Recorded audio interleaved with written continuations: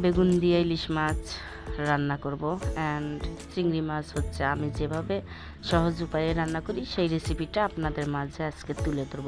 Hello everyone, আসসালামু আলাইকুম। সবাই কেমন আছেন? আশা করি সবাই ভালো আছেন, আমিও ভালো আছি আলহামদুলিল্লাহ। তো চলেন আজকে আমি হচ্ছে আপনাদেরকে চিংড়ি মাছ অ্যান্ড ইলিশ মাছ হচ্ছে বেগুন দিয়ে রান্না করাটা আমি দেখিয়ে দেবো একদম সহজ উপায়ে।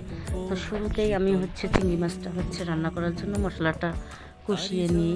কষিয়ে নেওয়ার পর হচ্ছে চিংড়ি মাছটা ওখানে দিয়ে দিই।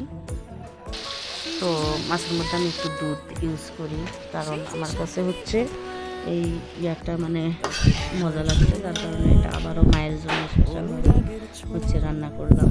তো রান্না করে দেখেছি যে মা এটা হচ্ছে ভালোভাবে খেয়েছে আলহামদুলিল্লাহ।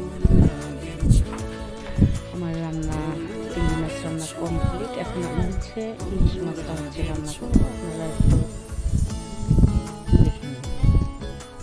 তার জন্য হচ্ছে মশলাটা হচ্ছে আমি আবারও কষিয়ে নিই। এখানে আমার জিরা বাটা আছে, রসুন বাটা, আদা বাটা আর হচ্ছে মরিচের গুঁড়ো, যেগুলো আর কি দেওয়া লাগে সেগুলোই আছে।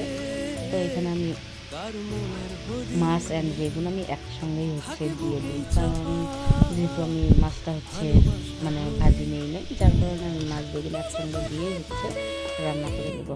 এটা কিন্তু একটা হচ্ছে ইউনিক খাবার বলা যায়। বেগুনের সাথে যেমন আমরা খেতে খেতে ভালোবাসি, যেমন ইলিশের সাথে যেমন আমরা হচ্ছে কিন্তু রান্নাটা পছন্দ করি, তেমনি কিন্তু বেগুনের সঙ্গেও কিন্তু ইলিশ মাছের রান্নাটা অসাধারণ হয়। তো ভিডিওটা কেমন লাগলো অবশ্যই জানাবেন, আর সবাই একটু লাইক কমেন্ট দিয়ে পাশে থাকবেন। ধন্যবাদ।